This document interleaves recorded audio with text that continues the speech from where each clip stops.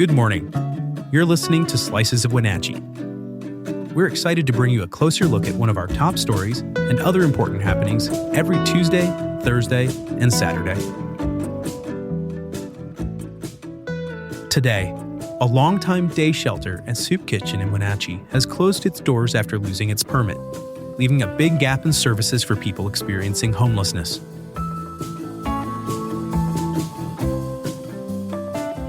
Before we continue, have you joined Neighbor yet?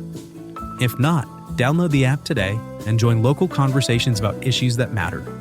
Neighbor is a site just for our local community focused on facts, not misinformation. Best of all, it's free for everyone. To learn more, visit wenatcheeworld.com/NABUR. Now, let's jump in.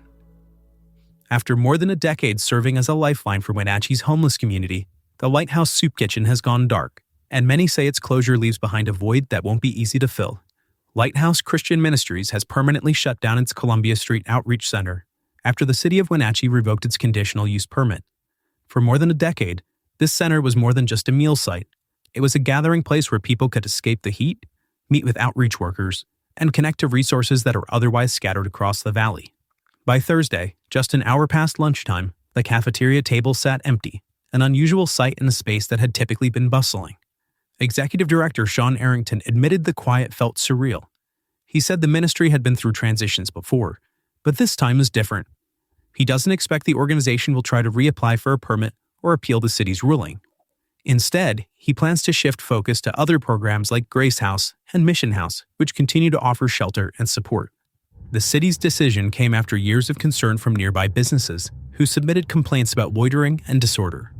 Police calls linked to the area had also risen since 2019. Lighthouse leaders countered that they had already begun addressing these issues, launching a new case management system earlier this year to track visitors and connect them more quickly with services. Arrington said he had seen calls for services begin to drop, but the hearing examiner concluded there wasn't enough time to prove these changes were effective. For many in the community, the ruling feels like a blow to the broader fight against homelessness. Amber Hallberg, with the Chelan County Community Services, described it as a huge loss. The Lighthouse had been the only day shelter of its kind in both Chelan and Douglas counties, and it often hosted federally required counts of the homeless population, along with resource fairs where multiple agencies could meet clients in one place. Without it, outreach groups say they will have to scramble to create new ways to connect with people who don't have stable housing. Sasha Slyman, who heads the Housing Authority of Chelan County and the city of Wenatchee, called the closure disappointing. In her view, shutting down the Lighthouse sends a message that bureaucracy matters more than compassion. While the property at 410 South Columbia Street is now shuttered, Lighthouse Christian Ministries insists its work is not ending. Leaders say their mission of discipleship and support will continue through other facilities. Still, the absence of the downtown soup kitchen is already being felt. For residents who once stopped in daily for food, a cool place to sit, or simply human connection, the closure has left a void. And for agencies working on the front lines of homelessness, it raises urgent questions about where to send people now. For more, head over to wenatcheeworld.com. Are you passionate about the issues shaping North Central Washington? Then you won't want to miss the Wenatchee World Forum at Pybus. This monthly event brings together newsmakers and the community to dive into the topics that matter most. It's your chance to engage, ask questions, and be part of the conversation shaping our region's future. Have questions or need more info? Visit wenatcheeworld.com/forum. Now, a few other stories you should know about.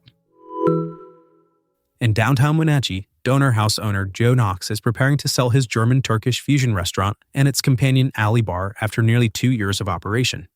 Knox, who has worked in the food business for 2 decades, said the strain of debt, long hours, and running the restaurant alone has finally caught up with him.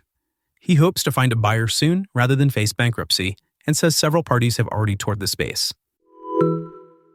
Rural hospitals across north central Washington are bracing for uncertainty after Congress passed sweeping cuts to Medicaid and Affordable Care Act programs. Facilities could see reduced services and even closure, with health leaders warning the fallout would ripple through communities where a high percentage of residents rely on Medicaid. Supporters say new rural health funds will help, but hospital advocates argue those dollars won't come close to offsetting the loss. A 31-year-old Kashmir man has been sentenced to 5 years in prison after a dramatic fentanyl-related arrest on Mission Street last fall. Osvaldo Verduzco Mendoza pleaded guilty to possession with intent to deliver, attempting to elude, and assault after ramming a police vehicle while fleeing from officers. SWAT stopped him a short distance away, and investigators say they found fentanyl, meth, and prescription pills in his car. The Betty Campbell Rose Garden at Colonial Vista Senior Living has been saved from being plowed under. Volunteers cleared weeds, revived irrigation, and restored dozens of rose bushes that had fallen into neglect during the pandemic.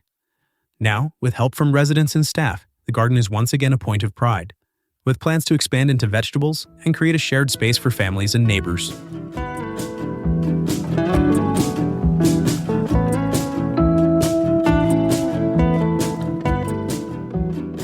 Thanks for listening. For more information on all the stories you heard today, visit us at WenatcheeWorld.com. The Wenatchee World has been engaging, informing, and inspiring North Central Washington communities since 1905. We encourage you to subscribe today to keep your heart and mind connected to what matters most in North Central Washington. Thanks for starting your morning with us, and don't forget to subscribe to Slices of Wenatchee wherever you listen to podcasts.